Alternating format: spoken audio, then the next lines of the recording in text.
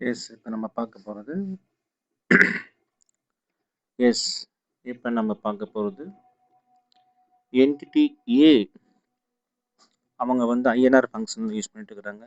Enters into USD 10 lakh sale contract on 1st January 2011 with entity B on 30th June 2011. அதாவது entity ஏ என்பவங்க வந்து இந்தியாக்காரங்க. அவங்க வந்து 10 லட்சம் US$ sales contract ஒன்று ஒரு பேனல் வாங்குறாங்கன்னு வச்சுக்கலாமே. சேல் கான்ட்ராக்ட் வந்து பேனல். என்னுடைய functional currency is INR. Sale amount வந்து 10 லட்சம் US$. டெலிவரி டேட் வந்து 30/6/2011. ஆனால் கான்ட்ராக்ட் போட்ட அன்னது வந்து 1/1/2001. ஸோ அவங்க வந்து பாஸ்ட் ஜேர்னல் என்ட்ரிஸ் கேட்குறாங்க. என்டிட்டி ஆஃப் ஏ என்ன கேட்குறாங்க? Past journal entries.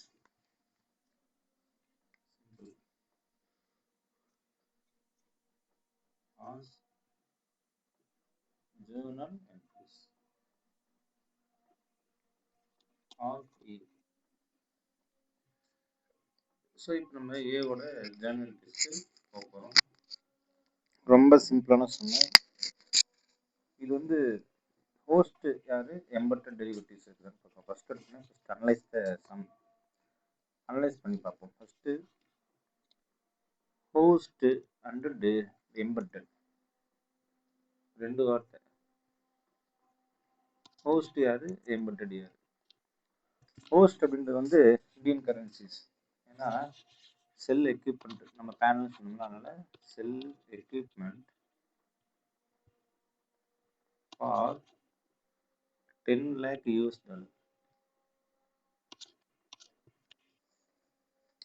எப்போ அப்படின்னு பார்த்தீங்கன்னா ஆஃப்டர் 6 months.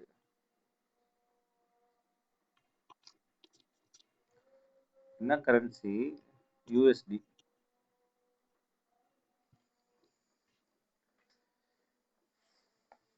இது ஃபார்வேர்டு. இந்த மூணுமே ஹோஸ்ட் இல்லையா? Host contract. பட் எம்பெடட் எப்போ வருதுன்னு பார்த்தீங்கன்னா நம்ம சொன்னோம் யூஐஎஃப். அதாவது அண்டர்லைங் அசெட்டாக இருக்கணும்.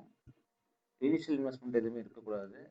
அண்டு ஃபியூச்சர் கான்ட்ராக்ட் இருக்கணும். பட் இது மூணுமே வருதா? அண்டர்லைங் அசெட்ஸ் இருக்குது, இனிஷியல் இன்வெஸ்ட்மெண்ட் அல்லது எதுவுமே கிடையாது, ஃபியூச்சர் கான்ட்ராக்ட்னா இந்த ஃபார்வர்ட். அப்போ எம்பெடட்னா எஸ் எம்பெடட். ஸோ அப்போ நம்ம டைரெக்டாக என்ன செஞ்ச வேண்டியதான்?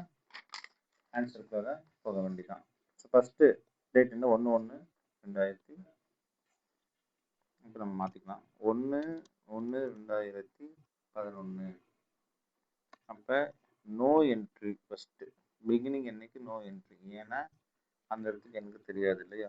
அடுத்தது செகண்ட் எங்கே வருதுன்னு பார்த்தீங்கன்னா 1/1க்கு அப்புறம் 30/6/2011 போயிடும். ஏன்னா 1/1/2011 இல்லைங்களா? அடுத்தது 31st March போகிறோம். 31st March வரை போகிறோம். ஏன் 31st March? அடுத்து வரக்கூடிய தானே வரணும். லைனாக வந்துட்டு இருந்தால் 31st 3 தானே வரணும். 31st 3 2011 அன்னைக்கு என்ன நடக்கும் அப்படின்னு பார்த்துக்கிறீங்க.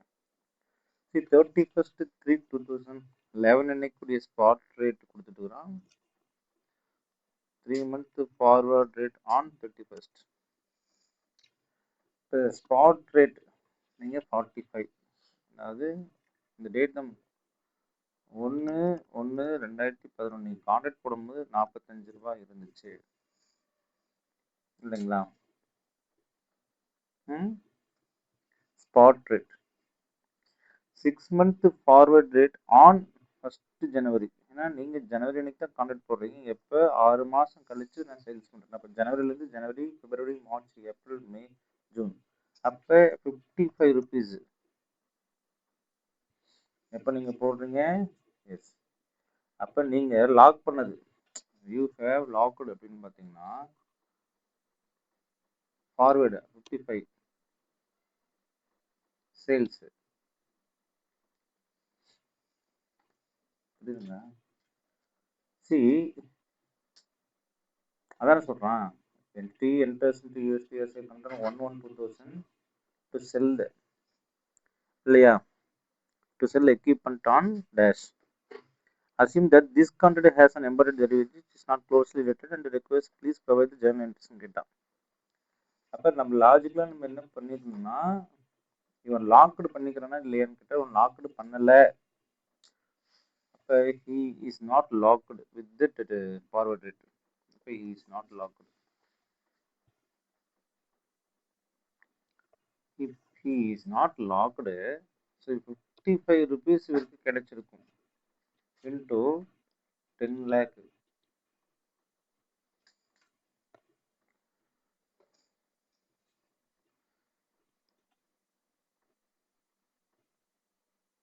$550 லட்ச ரூபா கிடைச்சிருக்கும் இல்லையா. இவர் லாக் பண்ணல. அப்ப 31st 3 அன்னைக்கு ஸ்பாட் ரேட் எவ்வளவு இருக்குதுன்னு பார்க்கணும் இல்லையா. Spot rate on 31st so 45. Forward rate on 30th 6 2011. அப்ப 31st மார்ச் அன்னைக்கு எவ்வளவு இருக்குதுன்னு பாத்தீங்கன்னா 45 ரூபாய் இருக்கு. 3 month forward rate on 3 month forward rate on 31st March. அப்ப we are standing there 31st 3 அன்னைக்கு டெலிவரி ஆகல. இன்னைக்கு தான் டெலிவரி ஆக போகுது. அப்ப நம்ம எல்லாம் சொன்னோம் சார், இப்ப ஸ்பாட் ரேட் எடுத்துக்கலாமா அல்லது ஃபார்வர்ட். இப்போ ஸ்பாட் ரேட் எடுத்துக்க முடியாது, ஏன்னா 57 எடுத்தீங்கன்னா அதோட முடிஞ்சு போச்சு கான்ட்ராக்ட்னு எடுத்தோம். பட் நம்ம எப்போ தான் டெலிவரி பண்ண போகிறோம், நம்ம டெலிவரி பண்ண போகிறது 30/6 இல்லையா, 30/6/2011. இப்போ we are standing 31st 3/2011 it's not delivered. அப்போ அங்கே நின்றுக்கிறோம்.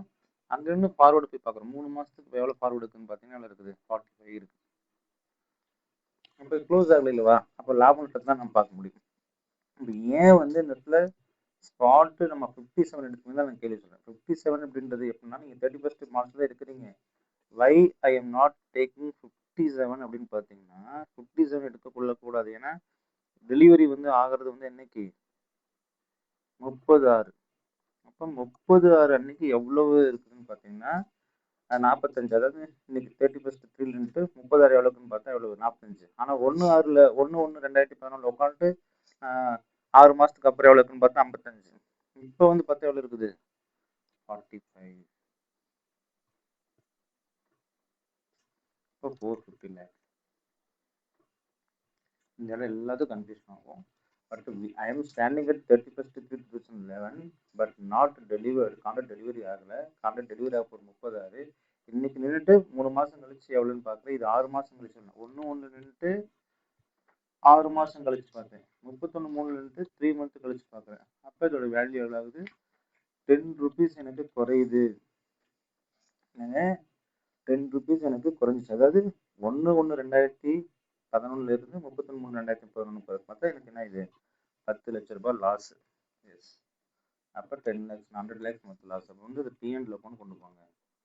Profit and loss account debtor to liability தானே உங்களுக்கு. அது டிஎஃப்எல்ல போடணும் சொன்னா, DFL financial liability, derivatives financial liability அப்படின்னு தான் நம்ம சொல்ல முடியும். ஸோ இது 100 lakhs. ஏன் அப்படின்னு பார்த்தீங்கன்னா, நான் இங்கே சொல்லிட்டேன் எப்படின்னு, 10 × 10 லட்சம். ஸோ ஃபர்ஸ்ட் அன்றையே உங்களுக்கு கிளியராக இருக்கும். அதாவது ஃபர்ஸ்ட் அன்னைக்கு நோ இன்க்ரீஸ், 31 அன்னைக்கு நம்ம ரெக்கக்னைஸ் தான் பண்ணுறோம். ஆக்சுவலி டெலிவரி எதுவும் செய்யலை.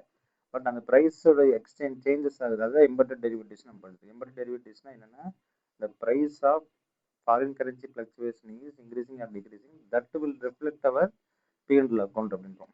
சரி, ஓகே. சரி, அடுத்து 30/6 போகணும் இல்லையா, 30/6/2011 போகிறோம். இங்கே என்ன நடக்குது அப்படின்னு பார்த்தீங்கன்னா, எஸ் 30/6/2011 ஒரு விஷயம் நடக்குது. ஏன்னா ஆக்சுவலி டெலிவரி நடக்க போகுது இல்லையா. Yes. What is your delivery? 30/6 அன்னைக்கு ஸ்பாட் ரேட் 60 ரூபா இருக்குது இல்லைங்க. 30/6/2011 ஸ்பாட் எவ்வளோ இருக்குதுங்க, 60 rupees இருக்குது. நீங்கள் என்ன பண்ணீங்க, 10 லட்ச ரூபாய்க்கு 85 தானே. 1/1/2011 எவ்வளோதான் இருந்துச்சு அப்படின்றது உங்களுக்கு பெருமை தெரியும். 55 ஸ்பாட் ரேட் ஆன் 1/1/2005. ஏன்னா 6 மந்த் ஃபார்வர்டுக்கு நம்ம அப்படி தான் போட்டுக்கிறோம். 1ஆம் தேதி இருந்துட்டு 6 மந்த் ஃபார்வர்டாக இருந்தால் எவ்வளோ இருந்திருக்கும்? 55.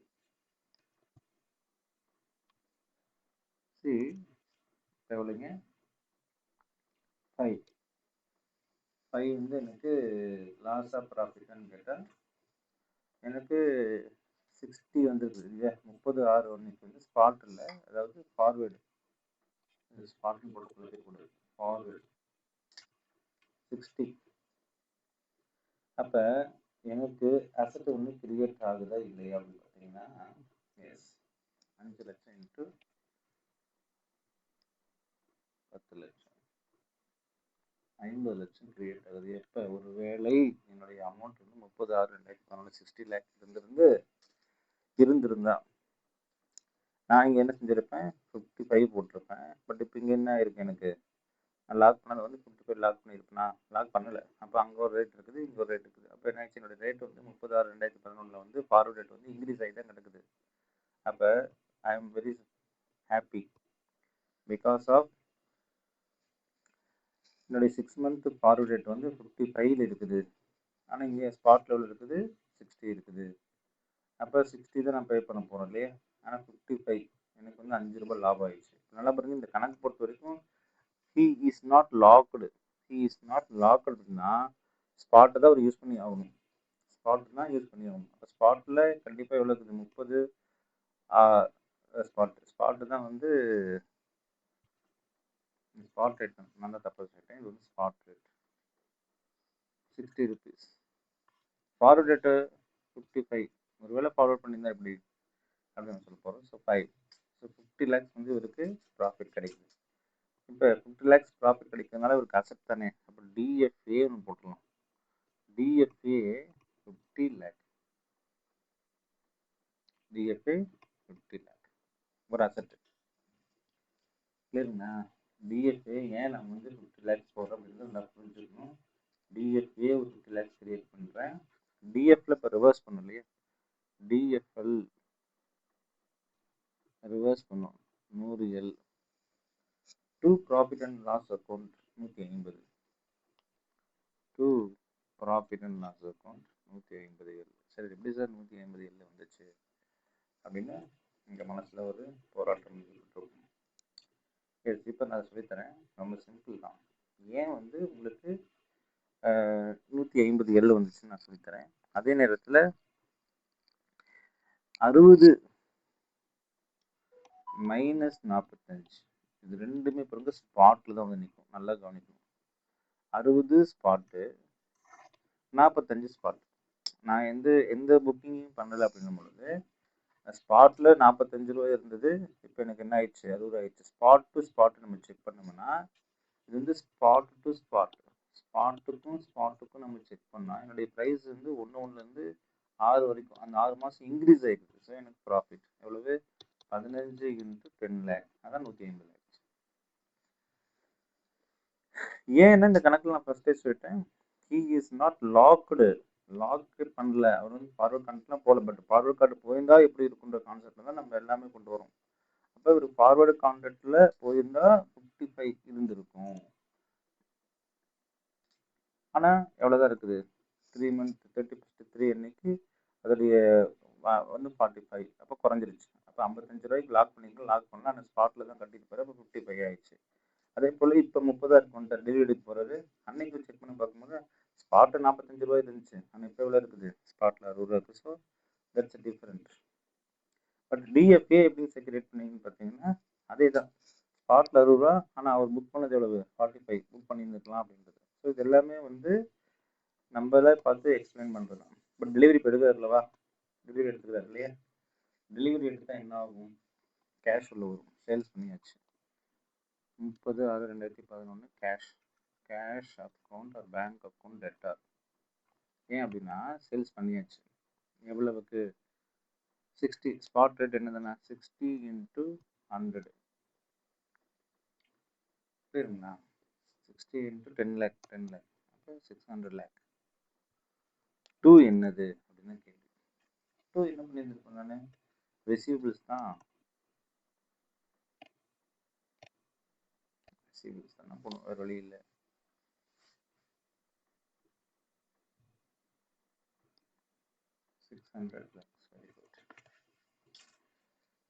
See, receivables DFA.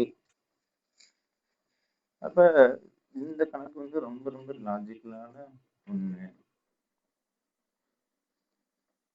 Very very simple some, but எல்லாத்துக்கும் அண்டர்ஸ்டாண்ட் ஆகிற மாதிரி தான் நம்ம இருக்கும். திருப்பி அதில் சொல்லித்தரேன். இது தெரிஞ்சிச்சுன்னா நம்ம எல்லாமே நம்மளே கொடுக்கலாம். Derivatives, embedded derivatives. ஃபர்ஸ்ட் நான் என்ன சொன்னேன், டெரிவேட்டிவ்ஸ்ன்றது வந்து உங்களுக்கு எல்லாருக்கும் தெரியும், அது ஒரு கான்ட்ராக்ட். இது பேர் ஒரிஜினல் கான்ட்ராக்ட்குள்ளார இன்னொரு கான்ட்ராக்ட் இருக்குதுன்னு நம்ம சொல்லியிருக்கோம். Original contract, that is host கான்ட்ராக்ட்குள்ளார எம்பெடட் டெரிவேட்டிவ்ஸ் வருது. சரி, அப்போ இந்த கான்ட்ராக்ட் பிரகாரம் பார்த்தீங்கன்னா இவர் வாங்குறாரு, சரி விற்கிறாரு, 1/1 அன்னைக்கு பிக்கு வந்து இந்த ரேட்டில் விற்க போகிறாருன்னு சொல்கிறாரு. ஆனால் ஃபியூச்சரில் விற்க போகிறாரு. ஃபியூச்சரில் என்ன ரேட் இருக்குன்னு தெரியாது. ஆனால் என்னன்னா ப்ரெசென்ட்டுக்கும் ஃபியூச்சருக்கும் உள்ள டிஃப்ரென்ஸ் நம்ம பார்க்கணும். அவர் லாக் பண்ணியிருந்தா என்ன பிரச்சனை, லாக் பண்ணாமல் இருந்தால் என்ன பிரச்சனை பார்க்க போகிறோம். அப்படி நெட்டாக பார்க்கும்பொழுது அவர் அன்னைக்கு 45 ரூபா இருந்தது, 60 ரூபாய்க்கு போகுது. அப்போ அவருக்கு லாபம் தான், 180 ரூபா லாபம். ஆனால் நம்ம அப்படி பண்ணல. ஆல்ரெடி அந்த 3 மாதத்துக்கு ஃபஸ்ட்டு 3 மாதம் பார்க்கும்போது இவர் 55 ரூபாய்க்கு லாக் பண்ணியிருந்துக்கலாம் 6 மாதத்துக்கு. ஆனால் தேர்ட் மந்த் வந்து 45 தான் இருக்குது. ஸோ 10 லேக் லாஸ் ஆகிடுச்சு. நம்ம ரெக்கக்னைஸ் பண்ணிடுச்சு. 30,000 ரூபாய் லாபம் வந்ததுனால ஆல்ரெடி ரெக்கக்னைஸ் பண்ண அந்த லாஸை திரும்பி என்ன செய்யணும், ரிவர்ஸ் பண்ணுறோம். அப்போ இது வந்து என்ன சொல்லுவாங்க, ரிவர்ஸ்ன்னு சொல்லுவாங்க. ஸோ 180 ரூபா லாபம் கிடைச்சிருக்கும். இவர் என்ன செய்யறாரு, விற்கிறாரு. யாருக்கு விற்கிறாரு, அந்த ரிசிபிள்ஸ்க்கு விற்கிறாரு. So cash account debtor to sundry டெட்டார்ஸ்ன்னு சொல்கிறாங்க. ஒரு பணத்தை கொடுத்துருப்பாரு அப்படின்னு சொல்கிறாங்க. ஸோ 550 அல்லது 6 lakhsன்னு பார்க்கணும். சரி, லாஜிக்கலாக பார்த்தீங்கன்னா 30/6 அன்னைக்கு வந்து இந்த ரெண்டையும் நம்ம சொல்லணும். 30/6/2011 அன்னைக்கு டெட்டார் தான் நம்ம சொல்கிறோம். டெட்டார் அக்கௌண்ட், அதாவது receivables account debtor to sales.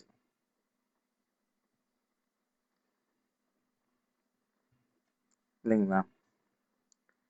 சரி, இங்கே வந்து புக்கானது எவ்வளவுன்னா 55 × 100 550ன்னு போட்டு சார் 600 தானே போட்டீங்க, எப்படி சார் வந்து 550 போட்டீங்க அப்படின்னா, எஸ், இங்கே ஆல்ரெடி இங்கே ரூல் 50 எடுத்துக்கிறோம். TfL, that is trade receivables. இப்போ அசட் ஒன்று கிரியேட் ஆகுதா, TFA account debtor to receivables. சரி, இந்த டிஎஃப்ஏ வந்து அவர் வாங்கிறாருன்னு அர்த்தம்.